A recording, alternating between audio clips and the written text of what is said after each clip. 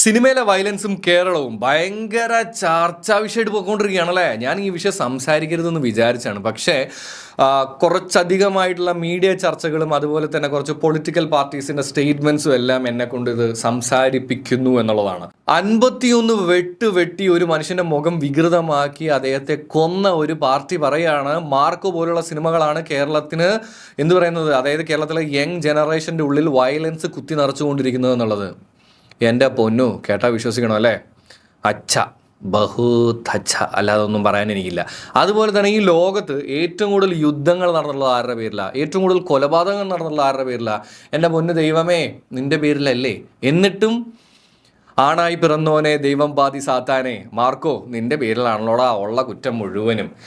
Cinema influence ചെയ്യുന്നില്ല എന്നുള്ളതല്ല കേട്ടോ, പക്ഷേ ഈ ബ്രൂട്ടൽ വയലൻസ് ഒക്കെ സിനിമയിൽ ഇൻക്ലൂഡ് ചെയ്യപ്പെടാൻ തുടങ്ങിയിട്ട് കാലങ്ങൾ എത്രയായി എന്നുള്ളതൊന്ന് ഇരുന്ന് ചിന്തിച്ചു കഴിഞ്ഞാൽ, അല്ലെങ്കിൽ ഒന്ന് പുറകോട്ട് പോയി കഴിഞ്ഞാൽ മനസ്സിലാക്കാവുന്നതേ ഉള്ളൂ. അതിൻ്റെ പ്രസൻറ്റേഷൻ രീതികളിൽ മാറ്റം വന്നിട്ടുണ്ട്, ശരി തന്നെയാണ്. പക്ഷേ യഥാർത്ഥ പ്രശ്നം ഇതൊക്കെ തന്നെയാണോ?